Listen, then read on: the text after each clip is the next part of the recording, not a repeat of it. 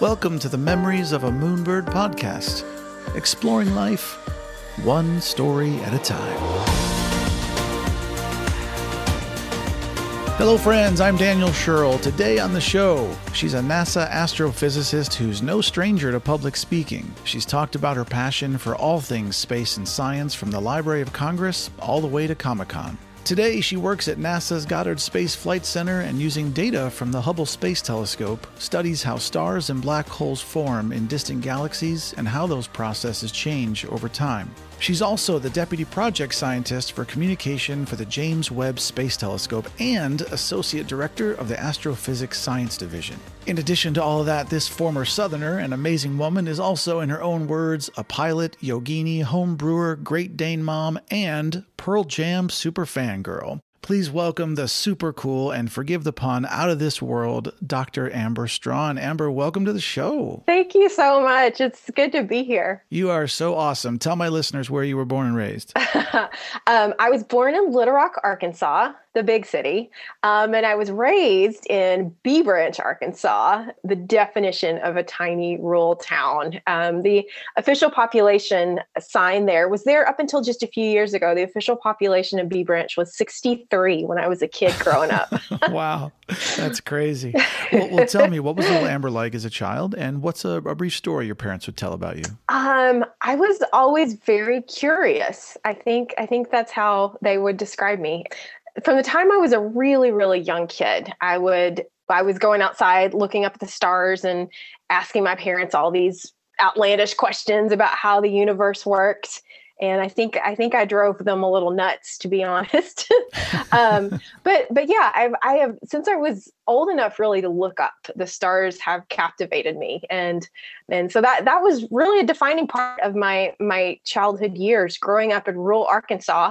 I credit to helping me become an astronomer, because it was because of those dark skies that I think I followed the path that I did. Yeah. And especially, I mean, in that kind of environment, you get to see the band of the Milky Way, across the sky. Exactly. So yeah. I often wonder, if I would have grown up in New York or LA, if I would have had that experience, and if I would have become an astronomer, who knows? Yeah, maybe be a music producer, Yeah, who knows? That'd be fun too.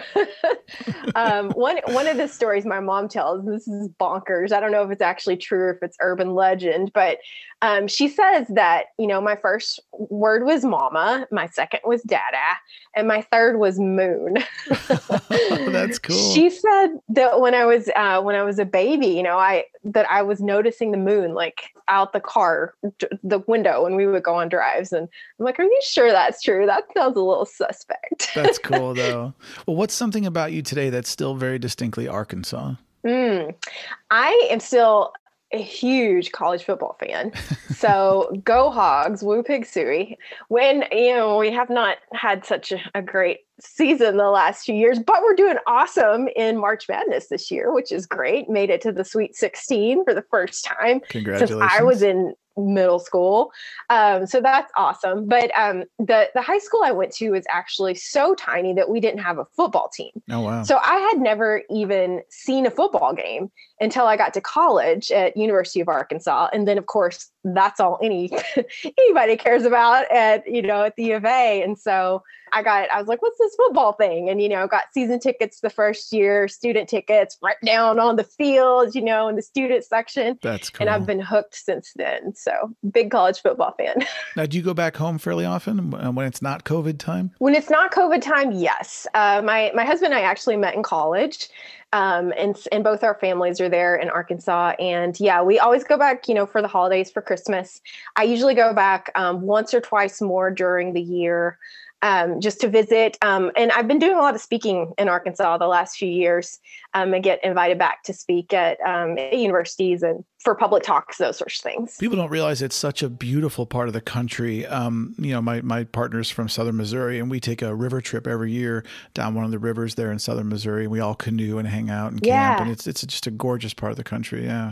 Yeah. It's definitely beautiful. Well, let's talk about your amazing career for a minute. You study star formation and black hole growth in galaxies. What is the hope for your research, and what kind of answers are you trying to find? Yeah. So one of the great things about studying how galaxies change change over time, which is essentially what I'm interested in, how star formation and black hole growth, how those two processes fuel galaxy changes. And the interesting thing about this sort of subfield of astronomy is that there's still just so much that we don't know.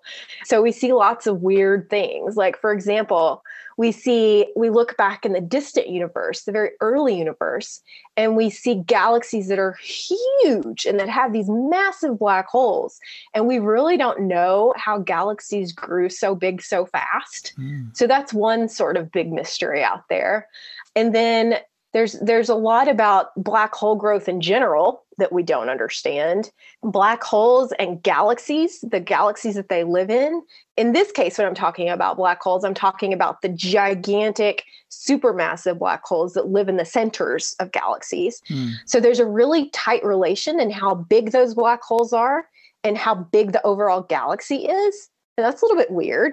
So we don't really understand that. It's fascinating. So so there's just all these mysteries out there about how galaxies and their black holes grow that we don't understand. What made you want to study this from, because there's so many specialties in astrophysics and astronomy. What made you what made you attracted to black holes? Attracted to black holes. That's funny. Yeah, right. So I guess a few different things. Again, I've always been interested in sort of like the big questions of astronomy. You go outside and you look at a sky stars and you think, wow, that's a lot. What else is out there? And I seem to remember, when I was a kid, like learning that there were these other galaxies, like what we see in the night sky is only this tiny, tiny little fraction of everything that's out there. Yeah. And just to know that there are, hundreds of billions, if not trillions of other galaxies, right? Other galaxies like our Milky Way, and just knowing how different they are, like how did they get to be how they are? So I've always been interested in how the universe changes as a whole over time. And of course, that sort of process happens by galaxies changing. And so I think that's sort of how I got into it. Well, and how far has that research come since you were a child? And have there been some major significant discoveries since then? Oh, absolutely. Yeah, for sure. The Hubble Space Telescope launched when I was in the 5th grade. And I was already interested enough in astronomy that I definitely remember when that happened. And of course, Hubble just opened up the universe for us in really significant ways. And I think one of the most significant things that Hubble did for us was give us a better sense of the size and the scale of the universe. For sure. And so we've known for, many, many years, hundreds of years, that there are other galaxies, right? Even a small backyard telescope, you can point and say, hey, there's a little fuzzy patch there. And so we thought, we knew by the time Hubble was launched that there were other galaxies, of course. And we even had a good understanding at that time that the universe was expanding, that the Big Bang was a real thing. And so there's obviously a lot that we learned pre-Hubble. But then once we got this big telescope in space, we started to see things in just such better detail. We started to learn things that surprised us. And specifically, thinking about the size and the scale of the universe, that's one of the things that I think the most important things that Hubble has given us. It's because of Hubble that we know that there are hundreds of billions or perhaps trillions of galaxies. It took that technology change for us to make that big leap in understanding about the universe. I think it's fascinating when we discover new things, and it's so important because I'm obviously a huge lover of science. And just last night, we were watching a David Attenborough new documentary on TV, and they talked about how there's no such thing as a mammal that can produce the color green as part of its pigment. That's why there's no green mammals, no green fur. Huh. And I didn't know this. I mean, I'm going to be 50 and I didn't even know that. I was like, really? And then you start thinking about it and you're like, oh, that's right. There are no mammals that have green, that's reptiles and frog, amphibians. So it's crazy. But I love learning new things, and it's really cool. Well, what do you think is on the other side of a black hole? Great question. We have no idea, right? I know, but speculate. What do you think? So it's this, the singularity, right? It's one of the deepest mysteries of physics. It's where, it really is where the laws of physics break down, right? We don't I mean, astronomers, astrophysicists use physics to explain the universe, to explain the physical world. And we don't have the language or the ability to explain it. So, it's impossible. It's impossible to know, at least right now. Our understanding of physics also, of course, is changing and has advances. But based on the understanding of basic physics that we have right now, we don't know what the singularity is. Do you think we're ever going to actually successfully launch a craft through a black hole and get data back? I don't know, but it certainly is an interesting idea and an interesting concept. I mean, as far as getting data back, once you've crossed the event horizon, is pretty much not going to happen, right? Because that's the definition of a black hole, is the point beyond which light can escape. And of course, information is light, right? Any information we would transmit back would be in the form of electromagnetic radiation, which is light. So once you're in for good. We have to find a new way to communicate. Yeah, exactly. Yeah. It's so fascinating. Yeah. Well, we now know that there's more planets in the Milky Way than there are stars. And by those numbers, there's bound to be intelligent life out there, in my personal opinion. Do you think that we're the most advanced life form in the universe, or do you think that there's other species in the galaxy and the universe further evolved than us? Such a great question. And of course, we don't know that either. That's one of the most fun things about being a scientist is there's just always so much more to learn. But yeah, like you said, we now know that planets are everywhere, which is remarkable, right? I mean, that's another huge paradigm shift from the time I was a kid. When I was a kid, we knew of the planets in our solar system, and that was it. Yeah, exactly. And now they're literally everywhere. We're talking about hundreds of billions of planets just in our Milky Way. That's astounding. And so, astounding. I think just from a statistical standpoint, it is very likely that there is life in our Milky Way. Again, that's an opinion. I think it's likely. As far as the stage of civilization, I tend to sort of think that any civilization that we would be able to detect would probably be more advanced than us, just because of the technology you have to have in order to, transmit that you're there, right? Yeah. Either that, so the sort of techno signatures, the radio waves that an advanced technology would be emitting, or these sort of things like Dyson spheres and all these interesting, satellites that an advanced civilization would have put around their planet. Side note, Dyson sphere, great episode of Star Trek: The Next Generation. But anyway, go ahead. Yes, for sure. So I think if we ever detected an advanced civilization or another life, advanced life, it would probably be more advanced than we are. But who knows? Let me ask you this. What do you think the possibility is that the Big Bang Theory is actually wrong? And have we explored alternative theories about the evolution of life in the universe? Because I heard a really brilliant man once when I was very young, when I was talking to him about this, he looked at me and he said, let me ask you, what if the universe has just always been here and always will be? It's a never ending thing. And I still, 40 years later, cannot wrap my brain around that, because when you really dig into that concept, I don't think our brains can truly handle or understand the concept of something never ending. Yeah. But anyway, so I'm curious, with the Big Bang, I'm just playing devil's advocate. What if it's wrong? So it certainly could be wrong. All we have to go on is the observational evidence that we have at hand today. And of course, it hasn't been that long ago that we thought that the universe was infinite in time and space. It's been on the order of decades that that we've pretty much, from a scientific standpoint, where we stand today, confirmed the Big Bang Theory. But yeah, it used to be. I mean, if you think about it, from a philosophical or more of a a pure standpoint, an infinite universe is a little more aesthetically pleasing, right? From a philosophical standpoint, like a beginning of the universe that has some maybe non-scientific, implications, or, Yeah. it begs more questions for sure. So, but as far as the observational evidence of where we stand today, there are multiple lines of evidence that show that the universe is expanding. And, rules of logic say that if you have something that's expanding, you just play the clock backwards, that at one point, everything was at a single point. And that's, of course, what we call the Big Bang. And do we know where that single point of origin was? It was everywhere. And that's the thing. That's the weird thing, right? Is because you think of the Big Bang as an explosion, right? And when you think of an explosion, you think of something expanding into the surrounding space. Like a stick of dynamite in a park blows up and then... Exactly. And then that explosion happens in the space around it, in the air of the park.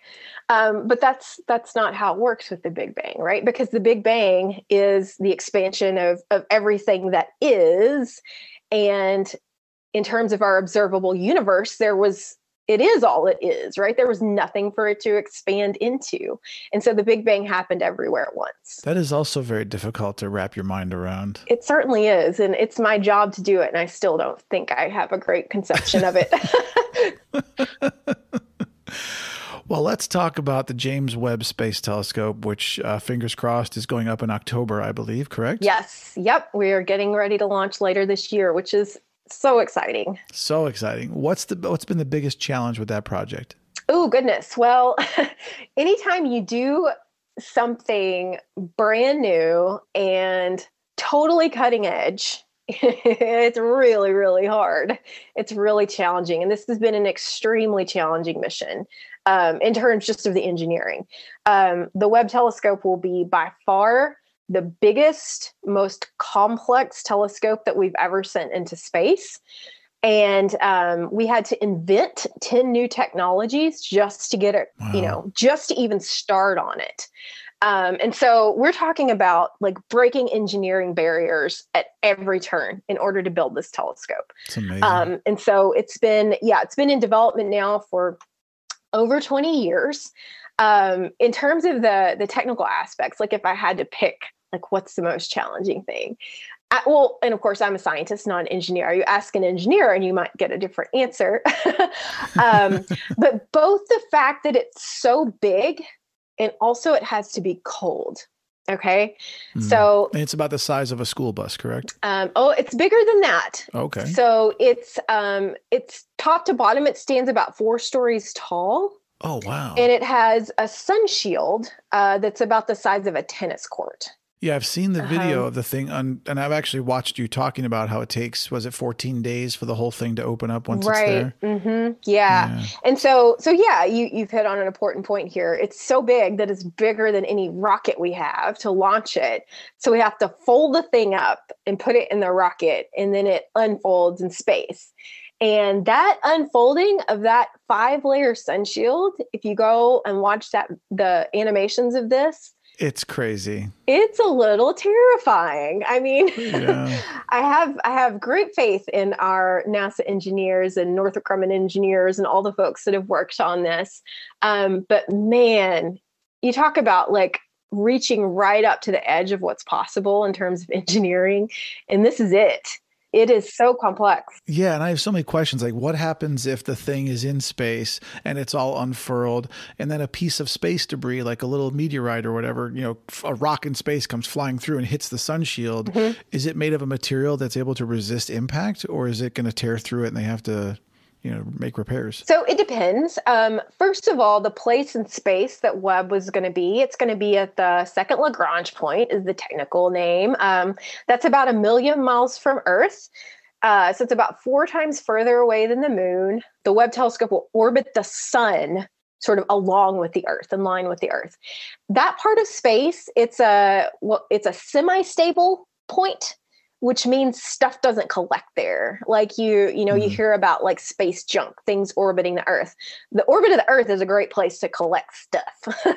But this place in space, the L2, the second Lagrange point, stuff doesn't tend to like collect there. So, and we know this because, because of the physics, but also because we have other spacecraft out in that part of space. And we've been able to do studies on the micrometeorite density in that part of space. So we know there's not much stuff out there. But in terms of like, if like a boulder size thing happens to, randomly come in and hit us, hit the telescope, that would be a very bad day. So that would cause major damage. But we can withstand little micrometeorites. That's not a big deal. The sun shield is made of a fairly thin material called kapton. So it's sort of a thin plasticky material that's coated with a reflective coating. It sort of feels like what a Mylar balloon would feel like. So it's kind of that kind of thickness of material. So a micrometeorite could definitely puncture one of those sun shields, and that's okay. We have 5 sun shields. So in order for it to actually cause any problem, it would have to be like a micrometeorite that's big enough to puncture all 5 layers in sort of a straight line that would allow light to hit the mirror. And that's just incredibly unlikely. So now if something goes wrong with the telescope, can we fly a space shuttle out to the Lagrange point and fix it, or no? That is definitely not in our current capabilities. Wow. So yeah, since we're going to be so far away, I mean, like I said, that's 4 times further away than the moon. And of course, the moon is the furthest we've ever been. So we've never sent humans that far. We don't currently have any vehicle that would take us that far. Of course, NASA's working on launchers that will take us out to Mars. Not there yet. But that's one of the reasons that we have had such a long, years-long testing campaign for this telescope to make sure that everything works like it's supposed to before we launch, because there are no plans to go fix it. Wow, that's impressive, honestly. I mean, I know it's you would say normally, oh, that's a big risk, but really for the amount of years, time and money and research that's been put into this, I think what you're saying is, well, you're eliminating as much risk as possible. So that's as much of a sure thing as NASA can do, Absolutely. What are your like top 3 hopes for the scope once it's launched and functioning? Well, one of the primary things we hope to learn or hope to see for the first time ever with this telescope is the very first galaxies that were born after the Big Bang. So with Hubble, we've been able to look back into distant space and see galaxies as they were in the very early universe. And of course, and I mean, this might even require a little explanation, of course, because telescopes are time machines in this sense, right? That when you look at things that are far away, you're literally seeing them as they were in the past, because the light from those objects takes time to travel to us. And so, Hubble is amazing. And with Hubble, we've been able to look back in the very distant universe and see galaxies as they were when they were quite young, early on in the history of the universe.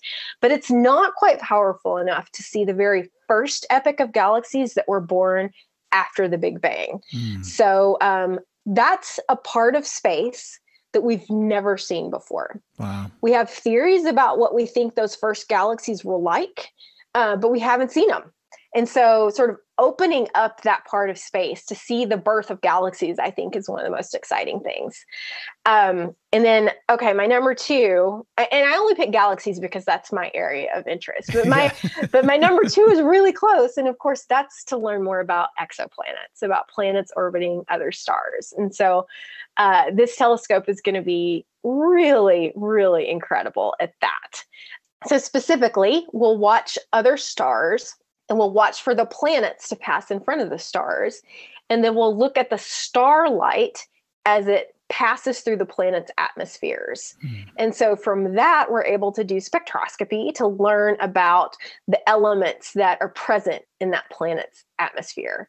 And that's incredible, right? I mean, this telescope is our next step in our search for life in the universe. That's amazing. And so I think it's going to be incredible, what we find about these planets. Now, the thing is that we'll probably need a telescope even more powerful than Webb to sort of confirm like a habitable planet. We might get lucky. we might be able to find a planet that we can look at the atmosphere and say, oh, that has the exact right biosignatures that indicates there's life on the surface. But it's going to be real hard. So we're probably going to need that next big telescope after Webb in order to do this. But the amount we're going to learn about exoplanet atmospheres and even, planet formation is going to be amazing. Well, and my hope is that you look through the thing and then someone looks back and waves. Of course. And, Yeah, for sure. Well, that's a good lead into my third, because if I had to pick a third thing, I'm going to say that the thing I'm most looking forward to with Webb is something we haven't even thought of yet. Awesome. And that's vague, but seriously, it happens every time we launch a big telescope like this, is that we see something in the universe that completely surprises us, that makes us scrap all our theories about how things work. And I have no doubt that that will happen with Webb. That's cool. How long do these telescopes last, like Hubble and Webb? So Hubble has been going way longer than we ever expected. 30 years, right? 30 years this year. Yeah. So, which is incredible. It was never planned to last quite that long. Although Hubble was specifically designed to be serviced. So it was designed to be sort of modular. You open a door, you slide one instrument out, put another one in. And of course we've done that. We've been back to Hubble 5 different times to upgrade it. So that's one of the reasons Hubble lasted so long. And of course, you have to be really close to Earth in order to do that. So Hubble orbits the Earth about 350 miles up. So it's nearby. So we can do that. As I mentioned, Webb will be too far away to service. It's not designed to be serviced. It's not designed to be fixed. And so once we launch it, it's gone. And it's designed to last. And well, the strict mission requirement is 5 years, but we fully expect it to last 10 years, maybe longer, probably longer. The mission limiting element on the telescope is the fuel. So once we load the telescope on the rocket, we have a certain mass limit, right? We can't put more mass on the rocket than the rocket can handle. But once we put the telescope on, we basically load the rocket up with extra fuel, and then all that extra fuel can be used to keep the telescope operational. If we get a super efficient launch, we could last many, many years, past 10 or 12 years. That's cool. And then it might come into, well, how long do the instruments last? So we're planning on a good solid 10 years, maybe longer. Who knows? That's awesome, man. Well, I can't wish you more good luck than I do right now. I imagine you're going to be sitting there with bated breath when the thing launches, right? Oh my goodness. Yeah. For weeks and weeks at a time. Where is it launching from? It is launching from French Guiana in South America. Ah, cool. So the telescope is an international partnership with NASA as the lead, and the European Space Agency and the Canadian Space Agency, and Europe is providing our launcher. So it's a European Ariane 5 rocket that we're launching on, and that spaceport is in French Guiana. That's cool. How long from the moment the thing lifts off till the telescope is at the Lagrange point and opened and ready for images? Yeah, so that whole deployment sequence takes a couple of weeks. It starts pretty soon after it gets out of its rocket fairing. It starts in the sequence of deploying. Well, how long does it take to get from Earth to the Lagrange point? So that takes about a month. Oh, wow. Okay. So it actually gets out to that Lagrange point fairly quickly, relatively speaking. Yeah, it's all relative when you're talking about astronomy. Yeah. But it takes about a month to get out there. And all along that process, it is undergoing those deployments. And then we have 4 science instruments on the telescope that we turn on one at a time. The mirror, after it unfolds, we have some work we have to do on the mirror, to what we call phasing. So we have to, make sure all the mirror segments are aligned just perfectly, so we get a nice, perfect mirror. And then, turning on the instruments one at a time, checking them out. All of this whole process takes about 6 months total. Wow. So it'll be about 6 months after launch before we see like the first images, which is what everyone's so excited about. So when you're sitting at home on your computer, you go to Google and you type in whatever search you want, you press a button and it comes up instantly. When you're sitting at NASA and you send a command to the telescope and you press enter, how long does it take for the telescope to receive this thing millions of miles away? Yeah, so it depends on, of course, where it is in its orbit, or in its. So I say it's at L2. It's seconds. Oh, really? Yeah. I haven't done that calculation. I'm sure I know someone has, but I don't know it off the top of my head. That's okay. But seconds, because I would expect like you'd press a button and it's like, okay, give us a couple hours, it'll get there, you know? No. That's incredible. Yeah. So I mean, just to give a sense of scale, I guess, the sun, so it takes the light from the sun about 8 minutes to reach the Earth. And the sun's 93 million miles away. And so Webb will only be 1 million miles away. So you can sort of do some super quick math there. And so it's on the order of seconds, 10 seconds or so. Seconds. Yeah. That's fascinating. Mm-hmm. Well, hey, speaking of Hubble, let's talk about the Hubble Deep Field for a moment. I'm going to summarize this for the listeners, so correct me if I make any mistakes. But a while back, astronomers pointed the Hubble Space Telescope at a very small region of the sky. And if I understand it correctly, it looked pretty empty. What they found, however, much to their surprise, was an area that was brimming with young galaxies. And I'm curious, why did NASA choose the constellation of Ursa Major for this photograph? And like, why not the Pleiades or Orion Nebula or some other location? And did I miss anything or say that wrong? Yeah, no, that's a good question. So, well, the Hubble Deep Field, first of all, really risky. Yeah. We have this, I think it's a fascinating story because we have this, expensive telescope, took so many years to build, sent it to space. Every single second on this telescope is worth so much in terms of observations. And then we decide we're going to point it at a blank piece of sky just to see what's there for days. Right? That's risky. It was like 10 days, wasn't it? Or something like that? Yeah. So that's like, wow, is that a great idea? It was a bold, risky idea, but oh my goodness, the payoff, right? Because this blank piece of sky and we see thousands of galaxies. It's incredible. But in terms of choosing that blank piece of sky, it had to be blank. That's one thing, right?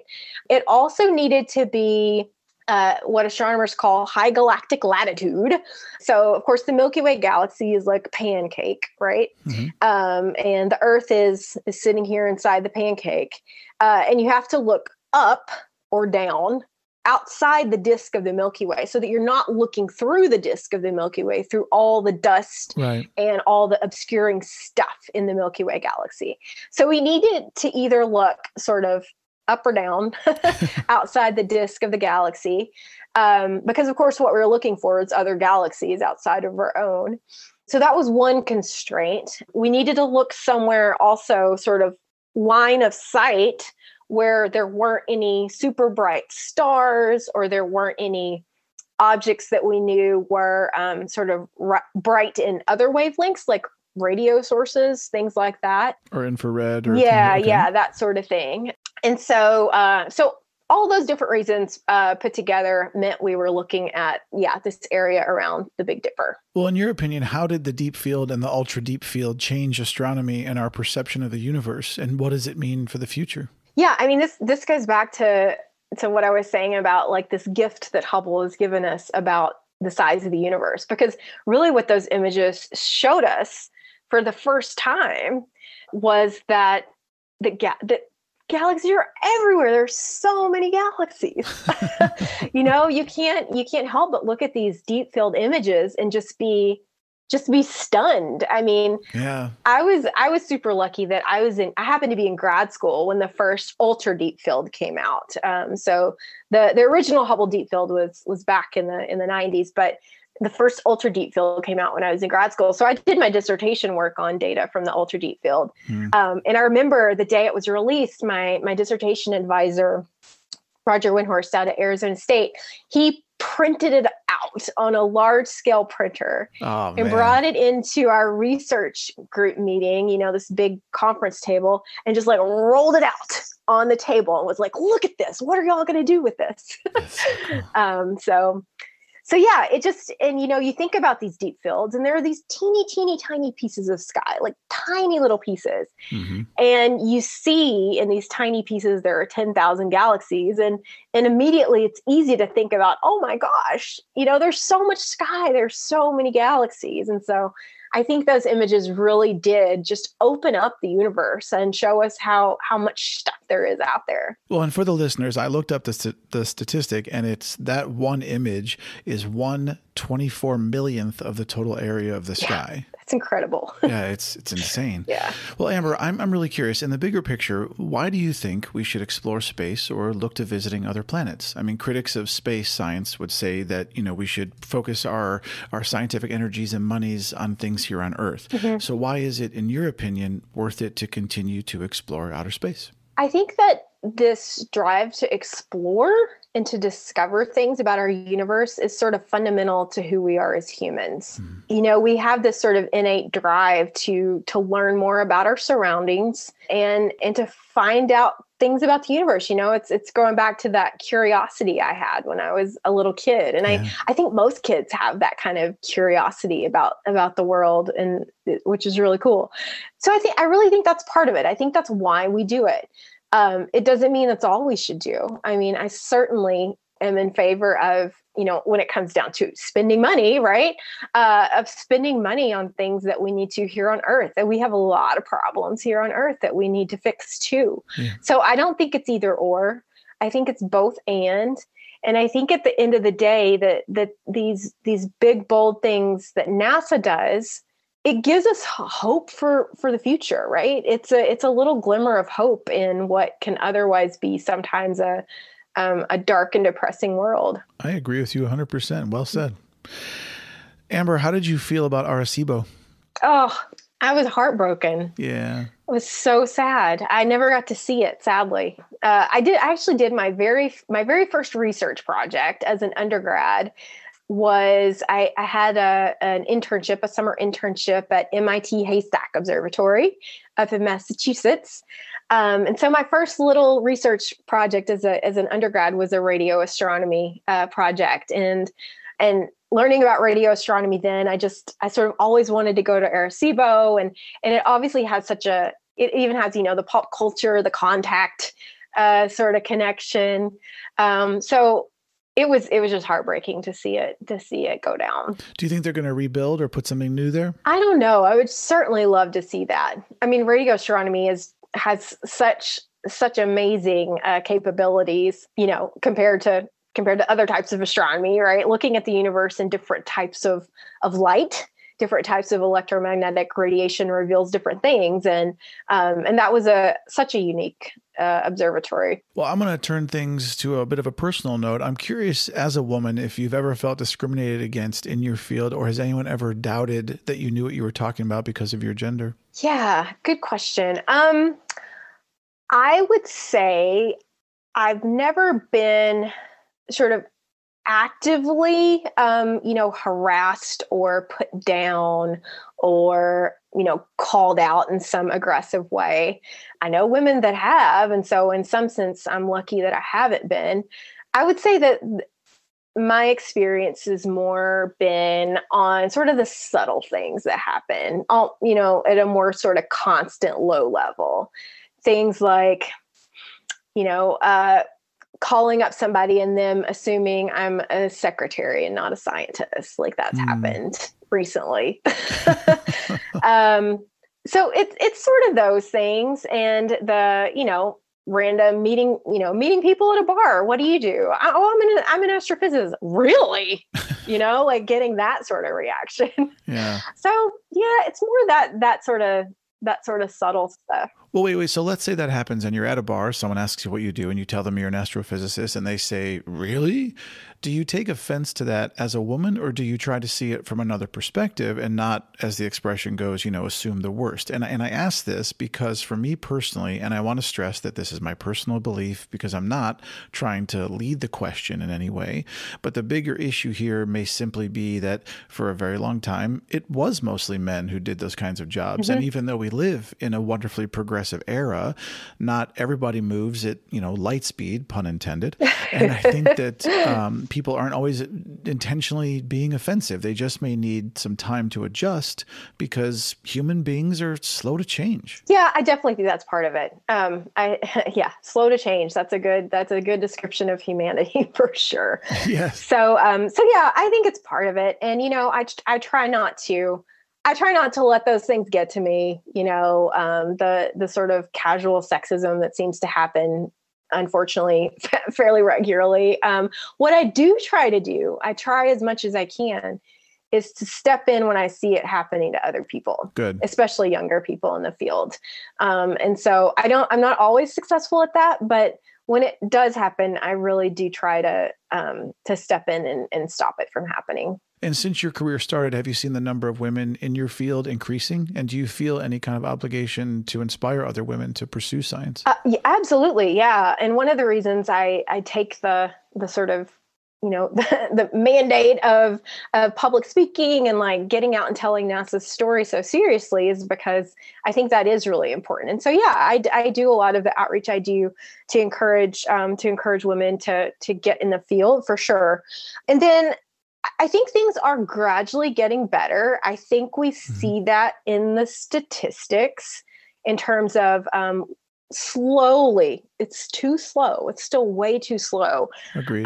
But things are getting better in terms of women. I will say that things are getting better for white women. And that's an important distinction because we have certainly not made as much progress as we need for women of color in the field.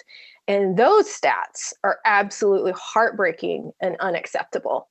And so I think that we have a lot of work to do to get people of color in our field, not only in our field, but keep them here. I mean, there's a lot of these amazing folks already doing research in grad school and postdocs.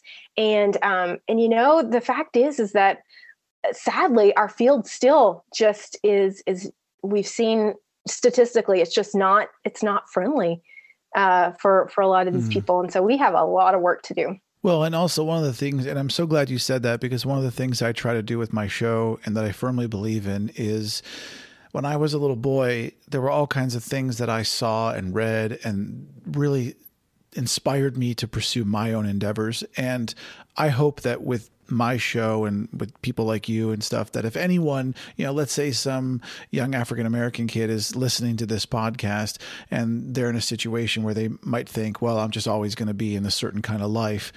My hope is to let them know that is not true, that the opportunities will be there for you. And if you work hard and you can get out of your situation somehow, or whatever, but there are ways, and it might be harder for you than for a white person today, but it's still possible, and don't ever give up on that dream and keep pushing. That's something very important to me. Absolutely. Too. Totally agree. Yeah. Well, I'm just curious, what's the average day in the life of Dr. Amber Straughn like?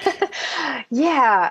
So most of my time I spend on the James Webb Space Telescope Project Science team. I assume you're talking about work. Yeah. Well, whatever, The first thing I do when I get up most days is do a little short yoga practice just to get myself in a good frame of mind. But once I start working, most of my time is spent doing what we project duties for the mission. And my specific project duties for the Webb Telescope are in this realm of communications and policy and that sort of thing. And so that's definitely a lot of my work. I'm sort of, my job is I'm the technical liaison. I'm the member of the science team that's the liaison to the communications team and the legislative affairs team. So I'm sort of one of those go-between people that tries to help translate the science into all the products that you see out there. So the press releases and the social media and all of that sort of thing. So I work really closely with our amazing NASA communications teams and also sort of on the policy side, helping to, again, translate this complicated science to the public and to our stakeholders. So that's part of what I do. I also, as an astrophysicist, I don't have as much time to do my own research anymore as I would like. I'm always trying to claw that back so I can actually do my own research. But I have some amazing collaborators. I have a postdoc that's doing really incredible work right now on these high redshift galaxies, some of the most distant galaxies we can observe with Hubble. So he's doing fantastic work. I'm working with a couple of graduate students that are also doing really fun galaxy evolution work. And so I'm, mentoring these students and postdocs. And also, writing proposals myself. We have the Hubble Space Telescope proposal deadlines coming up in a few weeks. So working on some of those things. And then, I do a little bit of management work stuff, sort of workforce development, those sorts of things, management things too. So, but after all these years, you would say that you still love your job and love what you do? I do. I really do. It in some sense, it's any job, and there are frustrations that come along with any job. Of course, yeah. But I step back and I work for NASA. It's pretty awesome. I'm pretty lucky. Yeah, not a lot of people get to say that. That's so cool. I'm pretty lucky. Well, Amber, I'm curious, what's the most valuable insight that you've learned from your career so far? Well, there are a lot of things. I guess if I had to key in on a couple, it would be that science is not done alone. Sometimes people think of scientists as like the lone genius sitting in their basement with paper scattered everywhere. But science isn't done that way. Science is done in big teams.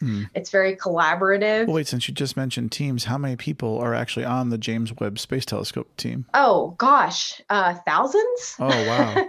Yeah, over the course of the last 20 years, certainly thousands of people have worked on it. We have hundreds of people that are right now, like literally right now as we speak, rehearsing the launch. Wow. Cool. So to launch this telescope is going to take hundreds of people. So yeah, science and engineering are collaborative, and it's really important to be able to work with people and to work in teams in order to move things forward. Do you personally think that we're going to find proof of extraterrestrial life or be contacted by quote unquote aliens in our lifetimes? That's hard to know. So I don't know. I think it's pretty far in the future. I'm a little bit skeptical that we'll find definitive proof of intelligent life, conscious life elsewhere in the universe in our lifetimes. I'm actually pretty sure we'll find solid evidence of some type. Microscopic or? Yeah, like microbial life. I actually think we'll find that in our solar system within the next 20 years. I think some of the moons of the outer planets are, we've seen evidence that there's liquid water, warm liquid water on some of those underneath the ocean or underneath the ice surfaces of some of those outer moons. And so I think the chances of finding definitive proof of microbial life in our solar system are pretty good within the next couple decades.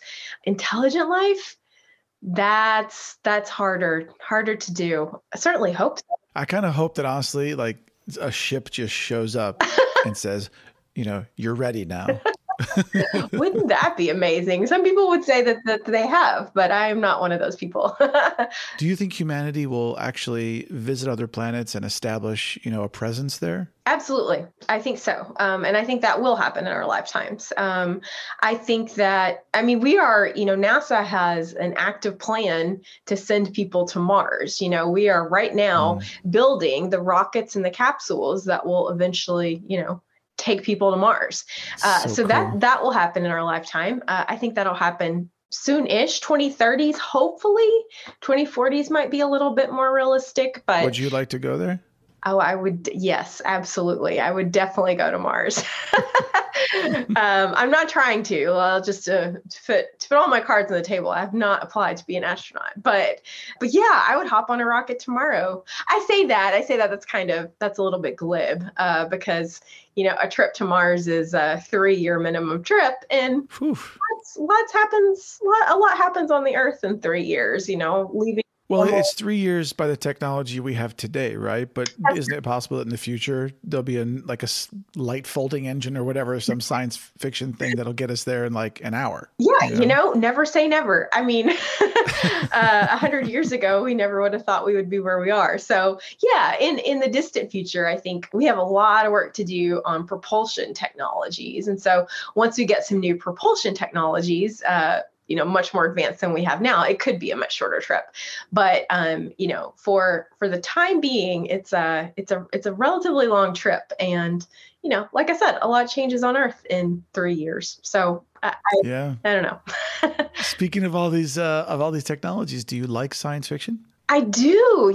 It's funny. People always just assume that scientists are sci-fi fans. I have not always been a sci-fi fan. I did not grow up with science fiction, and neither of my parents were into it. None of my friends were into sci-fi, and so I really didn't have that as a kid.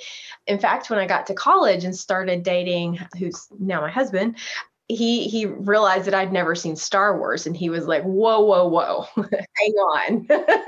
Like, you got to see Star Wars. And of course I did. We watched all the movies that were out at that time. And since then I've become a big Star Wars fan. Nice. So yes, but still, that's relatively recent, but it's really only been in the last year that I've gotten into reading sci-fi. And so I decided, at the request of a bunch of my scientist friends to give it a chance.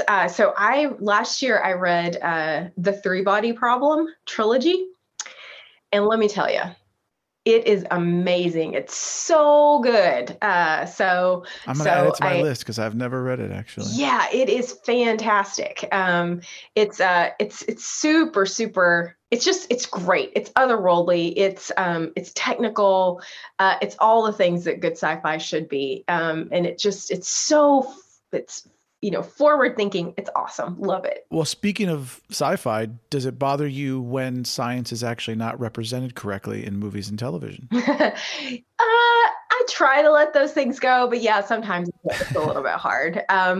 There's certain movies that I don't know, I can kind of embrace it and let it go, and others that it just sort of rubs me the wrong way. So yeah, like I loved Interstellar. I thought that was great. I did not love Gravity. Eek! Like that, some of the stuff in Gravity bothered me a bit. So wait, I'm curious why. Well, I just the bit about, I'm trying to remember now, like at one point, like the space station was really close to Hubble, I think, and that's not real. And I'm like, no, they're in completely different orbits. I was being that nerd. But in general, I try to like take off my scientist hat when I'm watching movies like that, and usually it works. Well, I'm just curious for fun. Would you rather be stranded on a deserted island with Carl Sagan or Neil deGrasse Tyson? Oh, I'd have to pick Sagan. He was just. He was just the original OG. Yeah, he was the OG of SciComm. Yeah, for sure. Well, is there a particular scientific discovery that you hope we make in your lifetime? Well, I would go back to, I hope we do discover, solid evidence of advanced conscious life. Like that would be, wow, that would be, I mean, groundbreaking is not even the right word. Like that's a humanity paradigm shifting discovery. And wouldn't that be awesome? Like I that would be amazing. Well, do you think there's been a key to your success in your life so far? I think one of the keys has been to find people that have been encouraging, have encouraged me in my goals and have helped me. It sort of goes back to that, the idea that I can't, I'll say that I can't do things on my own. It takes people to help you. And so, I'm often asked, like, what advice would you give to kids that are looking to become an astrophysicist? And my number one piece of advice is find mentors, find people that can help you sort of navigate the steps you need to take to get to where you want to be. And I still have mentors in my life that are, really important and that help me along. So I think that's been one of the things, is just, seeking out help, asking for help when you need it is super important. I think a lot of people are afraid to ask for help, and they should. I'm glad you're encouraging them. I think it's very important. Yeah. And a close sort of parallel to that is, just to be okay with failure. We all fail at things sometimes, and anytime you're trying to push your field or, to do anything that sort of stretches you, you're going to fail. And that's okay. That's how we make progress. Yeah. I mean, if you look at the history of the greatest inventions in the world and the history of the human species, there's more failure than there is success in all of them. Absolutely. Yeah, for sure. Well, Dr. Straughn, if you weren't an astrophysicist, what would you be? Good question. I can't picture myself being anything else, to be honest. But that's a cheating answer. I know. So I'll answer it for real. I'm a pilot. I'm a private pilot for fun. So it'd be fun to be a pilot as a living, for a living, I think. Would you want to be a commercial pilot or like Wings, where you're a little private pilot on Martha's Vineyard, shuttling people back and forth? I don't know. I think it might be fun to be like an airliner, a commercial airliner pilot. When I was a kid, I wanted to be a veterinarian. I think because I love animals so much, but now I think that would be sad. I think it would be sad to treat sick animals. So I don't know. Well, wait, top 3 favorite animals just off the cuff. Oh gosh. Dogs. I mean, I love dogs. Yeah. My dogs have gotten me through this pandemic in the last year plus. I love frogs. I guess they're not all going to rhyme, but I've loved frogs since I was a kid.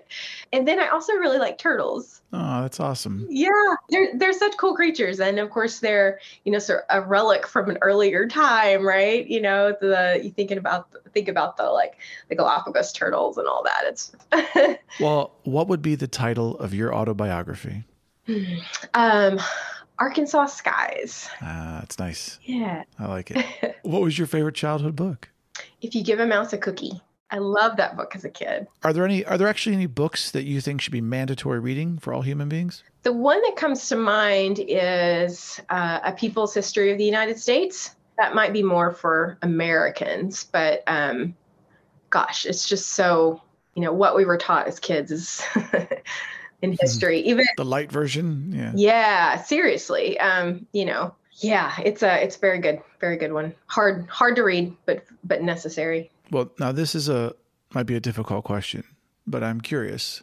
What is the dumbest way you've been injured? Oh man. Dumbest way I have been injured. I'm prone to little stupid stuff. Like literally last night, I was just getting something out of the pantry and I scraped the top of my finger and it still hurts. It's been hurting all day. Yeah, so I do dumb stuff like that all the time. So that's what comes to mind. And is there something for you that just really makes you laugh? My dogs make me laugh almost every day. They're so silly and goofy and I love them so much. They're such goofballs. So they Do you want to tell the audience about your dogs? Yeah. I have 2 Great Danes.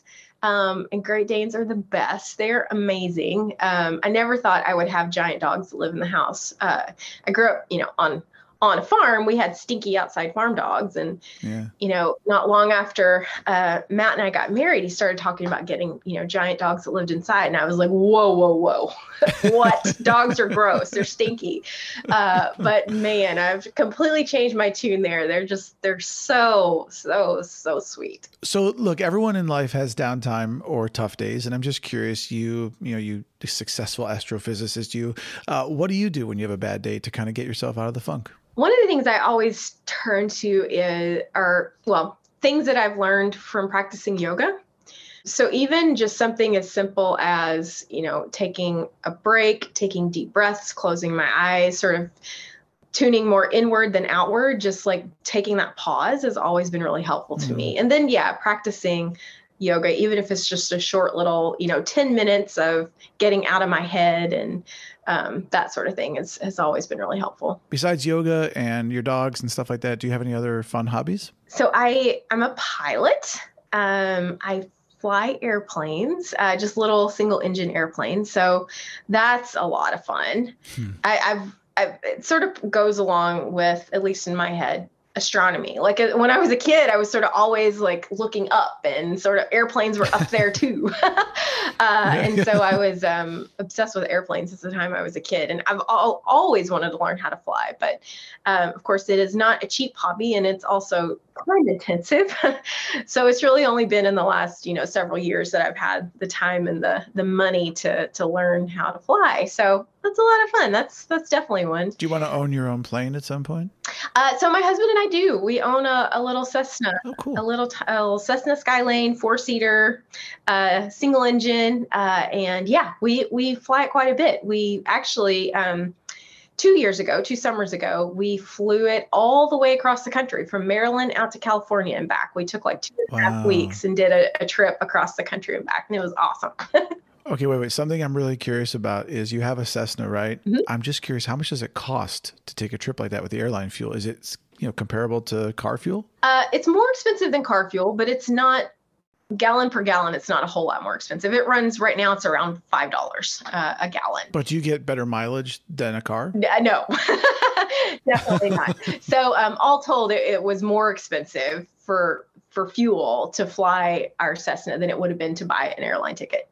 But we did it for the fun of it. Worth every penny. That's an awesome thing to do. You got to see this whole country from the sky. That's so cool. It was amazing. It was incredible. Yeah. And we planned it, it took, we're planning it for a year because it's a lot of logistics planning out the trip. But the best part, we flew right over the Grand Canyon, and oh my God. Oh man. Just stunning. I mean, to see the Grand Canyon from that close, that low, What kind of altitude were you guys flying at?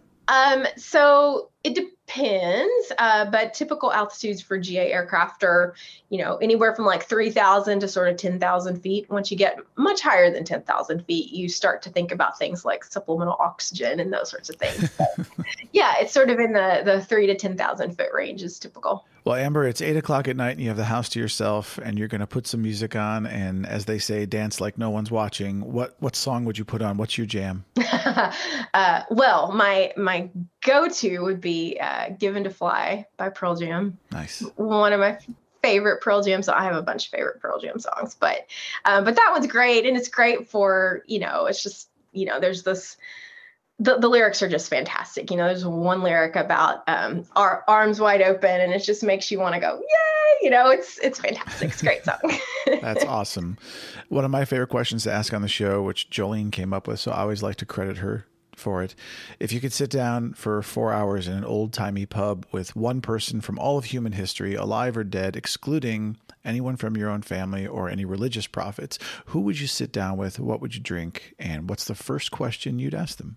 I would want to have a beer with Albert Einstein for sure. Nice. Yeah.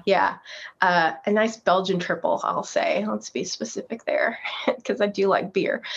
And I would ask him, I don't know, it's just the insights that he had to the physical nature of the universe were just incredible. Like what was the thought process in arriving at relativity, at general relativity? It's just it's a mind-blowing concept, and it's, it's so non-intuitive. So I would just want to hear about that. What's your favorite sound? Favorite sound? I like to hear like crickets and frogs, that sort of outdoor sound, because it reminds me of growing up. What's your favorite smell? Chocolate chip cookies baking. Good answer. If you could travel in time, where would you go and why?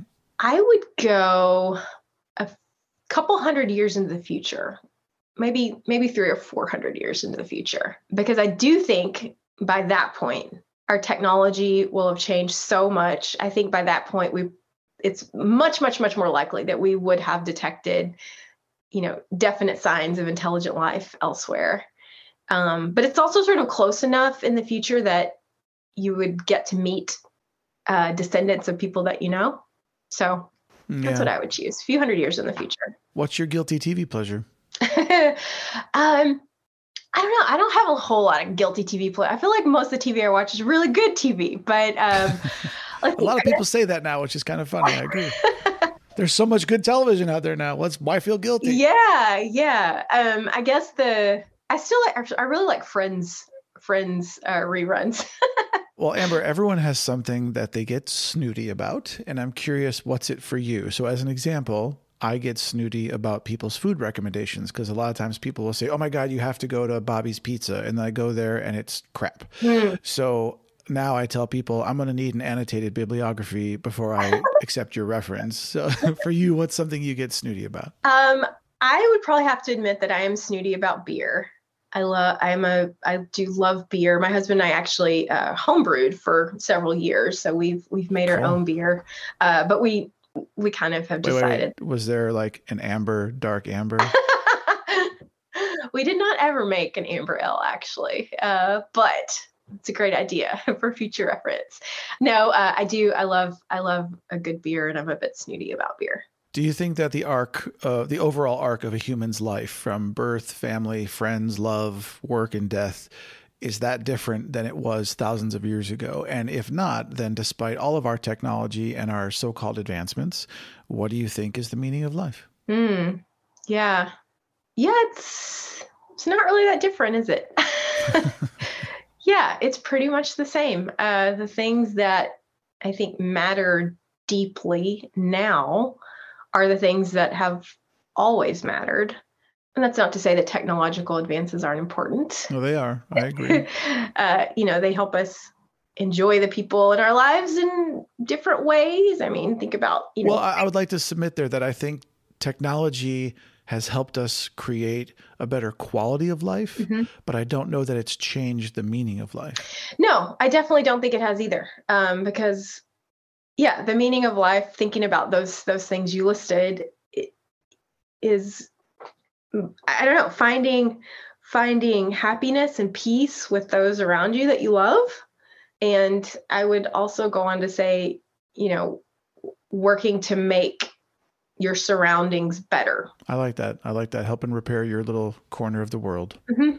So Jolene and I have been exploring the idea that because we now know that the universe is expanding and pulling everything further and further apart, that as the universe expands further and further, that it makes human beings more and more lonely for the, if you will, togetherness that we used to know when we were there in the proverbial beginning, all smushed up together.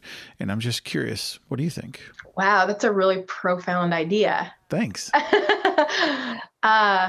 Yeah. So, I mean, it's definitely true that the universe is expanding and that, galaxies are getting further apart. That's going to continue. But yeah, the sort of the deeper layer to that, the fact that humans are getting further apart. Interesting. I mean, I don't think that's not physically true, but it's, I don't know. I think, we were talking about technology. I think technology has good ways to bring us together, but it also drives us apart in a lot of ways. Sure. We're glued, we can be glued to our phones too much and all that. So yeah, but the concept of loneliness is universal, I think. And, astronomy in general can sort of bring out those feelings of loneliness. At least it has for me. Because the vast spaces between everything? Yeah. Looking at a dark sky, brings these feelings of like awe and wonder. But for me, there's also always been an undercurrent of loneliness there. And it's hard. It's a little bit hard to put my finger on, but I think part of it, is, I don't know, there's this idea that if there are other beings out there, we might be able to detect, signs of life on another planet, possibly. But even if we know they're there, we'll probably never meet them. The distances are too great. Even if we could communicate with them, which is also will take, years and years just to send a message back and forth. The current technology that we have, and even the technology we can conceive of, means that we would never get to meet them. And to me, that's pretty lonely. That's a lonely sort of thought. And I don't necessarily disagree with you in that it's lonely, but then the question becomes, what should a human being do with that knowledge? Because I agree with you. I think that if human beings were honest, every single one of us feels a fundamental loneliness, because at the end of the day, as close as we are, if we marry someone, if we have children with them, no matter what we do, we still go through life as individuals. Yep. And I think a lot of people do a lot of compensating for the fact that they're very scared of that, to admit that we are solitary creatures that live a life alone. We, yes, there's people there when we're born usually, and there's usually people there when we die, but we still make these journeys by ourselves, essentially. Yeah. And this is one of the great questions I would love an answer to in the world. I don't know if I'll ever get one, but what do you do with that sense of loneliness in your life, and how does it affect you? Yeah. Well, first of all, I completely agree. No matter your relationships with other people, it's still just us. We're still individuals alone. And again, thinking about the connection to astronomy and that deeper sort of feeling of loneliness that, a dark night sky brings out in me. I think it's because it makes you reflect on the big questions of life and the big things that are important to all of us. And this idea of loneliness is definitely a huge part of that. So yeah, I mean, I think the best you can do with that, the sort of existential loneliness is try to be, true to yourself, be honest with yourself and be okay with yourself. I mean, because really it's just you. But then also, of course, our relationships with other people are important. And so making sure we can cultivate those it's real important too. Well, yeah, because the rest of the time when you're not by yourself, you are with other people. Exactly. So there's the accountability to your fellow human. I have to tell you that I look at the night sky and I do see and feel the loneliness you're talking about, but I think back to when I was a little boy and I had my first big telescope and I was out there in the winter in Ohio looking at the stars, and all I could think about was possibility. Mm-hmm. And so to this day, while I know the loneliness is there, I'm still, every time I see a sky full of stars, I'm overcome with happiness and that sense of possibility. And I think it's one of the most inspiring things to know there's so much out there. Yeah. To explore and to see, and we may never know in our lifetime, but the stuff we do know and the stuff we're learning, it's effing awesome. I agree. Totally agree. Well, so I'm curious, with all this philosophy, what quality do you admire most in human beings? I would say definitely compassion. I think compassion and empathy are extremely important because we are, single, lonely individuals trying to get through life, and approaching other people in other situations with compassion is super important. Tenacity is also sort of a close second. I think tenacity is pretty important. Do you think you are tenacious? It's funny. I don't know if I would describe myself as tenacious. Maybe in some sense, but I think it's a quality I admire more in other people. I'm going to submit that I don't think it would be possible for you to have become a PhD NASA scientist if you don't have some tenacity, especially as a woman in what was predominantly a man's field for a long time. That's probably true. Well, I'm curious, Amber, are you afraid of dying? Oh, I want to say no, but I think the true answer is yes. I think I am. I think what I'm afraid of is the unknown. Well, are you afraid of what's beyond death, or are you afraid of dying itself in the process of dying? I'm not really afraid of the process of dying. I mean, nobody wants to endure a very painful death, of course, but right. It's more the idea of not existing, I think, is what scares me. Yeah. That's again, deep existential sort of crisis moment for me. Well, I mean, I think a lot of people feel that. I mean, who wants to stop? It's a crazy idea, that you just stop existing. Yeah, it is. It's a hard thing to wrap your mind around. And I mean, I don't know. I think about death fairly often. Maybe that's weird. I mean, often is I guess relative. It all depends. But I heard someone once say that, it's not a big deal because before you were born, it was the exact same state. And you didn't know anything before you were born. You didn't know that you weren't born. And so presumably, after you die. Interesting. I don't know. The idea of not existing is super scary. Yeah. But what if you did know? What if we're all underneath it all? And this is going to get real, woo-woo here for a minute. Mm-hmm. But what if we're all part of a greater cosmic consciousness. Yeah. And you did know, and then your consciousness chose to be born in this body in this lifetime. And then, do we have multiple lives? Do we go on? Do we, when we die, do we become back to that cosmic soup? Who knows? Mm-hmm. But so maybe part of the reason that we as human beings are afraid of dying is because maybe we don't want to go back to the cosmic consciousness. We want to stay here as a sentient human being. Yeah. All great questions. I don't want to come back as a mosquito, that's for sure. Yeah, no, definitely not. What's something that you hope people say about you at your funeral? That she was compassionate. Lovely. If heaven exists, and assuming that you're allowed in, what would you like to hear God say the moment that the two of you meet? I'm real. Because, thinking about big existential questions. I mean, yeah. I grew up in a in rural Arkansas, no surprise, a conservative, very conservative Christian household, which was, great in so many ways. I had loving parents that raised me with, belief in God. But I'm a scientist at heart. I'm a skeptic at heart. And so I started asking, these obnoxious questions fairly early on. Yeah. And so. Wait, has that been a struggle for you as an astrophysicist to have come from a place of faith and then be a scientist? Yes, for sure. Because there is, of course, the sort of assumption or the stigma that scientists don't believe in God. I have not found that to be the case, actually. I know quite a few scientists that are, would consider themselves, I think a lot of scientists, including a lot of famous scientists, would say that they're spiritual. They sort of believe that there's something else out there, that there's more than just the physical world. And I place myself in that category. But I know many scientists that are, practicing Christians, practicing, other religions. So it's not that uncommon. So how did you personally reconcile that? For me, myself, gosh, it's so hard. And again, I think anyone that thinks deeply about these things finds themselves in these questions that are unanswerable, yeah.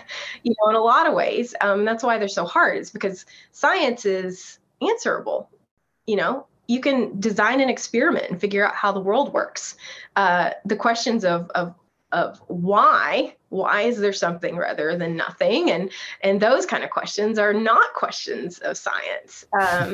So anyway, yeah. How to sum up my religious beliefs in 20 seconds? You can't do it. So I have kept my sort of Christian upbringing tenets in the sense that, I believe there are a lot of the practices of Christianity and also, most world religions have like the base of morality, of moral practices that are common. Yeah. Don't cheat, don't steal, don't kill people. Yeah, exactly. The moral law, right? It's this, yeah. I read a lot of C.S. Lewis in high school and in college, and still I think he's an amazing author, so much wisdom. But, there is this moral law. Where did it come from? It seems like it's more than physics. It seems like it is more than the natural world. And I don't know, I still practice within a Christian community. And so because I believe in a lot of those ideals, when they're practiced in the right way, they're so abused in so many different. Yes, I would say that is a wonderful caveat. Yes, I agree. Yeah, for sure. But gosh, I have such a hard time with believing the supernatural stuff. I want to believe in God. I really want to believe that God is real. I really, really want to believe that there's something rather than just us atoms smashed together and some of us became sentient. And most days I do, but sometimes I don't. I struggle a lot with it. Well, and some of those atoms need to be unsmashed because they're not really helping society move forward. Okay. So I'm curious, with your faith, does it enter into how you work? Yes, because it's the sort of basis of morality. I try to treat my coworkers in good ways. I try to work to make my spaces better in general. So that's kind of vague and not very specific, but I would say that's the way it comes in. I will say I'm definitely not an evangelist. Like, I'm not someone that's going to try to get people to believe the same thing I believe. I don't even know what I believe. So how am I going to try to convince anyone else? Well, I'm curious, what superpower would you choose? I would definitely choose to fly. That's an easy one. Yeah. Fly by my own volition. That sounds amazing. All right. If you could know the answer in absolute and complete truth to only one question, what question would you ask? I guess I would ask, does God exist? I think you should get very specific. Because what if someone just goes, yes? How do you know which religion got it right? Or how do you know which tenet to believe? You know what I mean? So you should expand that question and, does God exist? And, and then throw a bunch of caveats in there. Or maybe it's less specific. Maybe it's, is there something other than the physical universe? Good one. Yeah. Yeah. I like that a lot. Well, Amber, if you could jump back in time and tell your 12-year-old self anything, what would you tell her? I think I would tell her that everything's going to work out, that things will be okay, that you'll be an astronomer. Because when I was 12, I already knew that's what I wanted to do. And I don't know, thinking back, I don't know if I'd even doubted myself that much. It was when I got to be older, I started doubting myself, but I think I would tell myself that it would be okay, that I'll make it. I'll be all right. Yeah. Well, as far as doubting yourself when you get older, as my dad used to say, you don't own the patent on that. I think that's it's a very common thing. Yeah. I'm curious, in all your interviews and public appearances, and you've done many, is there a question that someone's never asked you, but you wish they would have? I mean, these sorts of non-science questions, I think are great. Oh, thanks. I agree. Yeah, I never get asked these kinds of questions because people always want to talk about black holes, which is fine. I'm happy to talk about black holes, but people are bigger than their profession, and I think it's good to talk about the larger parts of our lives and sometimes the deeper parts. Well, and from where I'm seated, it's an absolute honor to be able to ask those questions of you. So thank you. And that beautifully brings us to the last thing we do on the show, which is my little game called 299 Philosophical and Life Questions with Moonbird, where, as you know, I've collected 299 philosophical and life questions from friends, family, and the internet, and you get to pick your 2 favorite numbers, and I'll ask you those questions. What, Dr. Amber Straughn, are your 2 numbers? I'll go with 63. Okay. And 112. 63 and 112. Oh, I'm very excited. This is excellent. Excellent. Okay. Number 63, the first time being on the show, and number 112, both being first time asked on the show. Thank you very much. I love when we get a new one.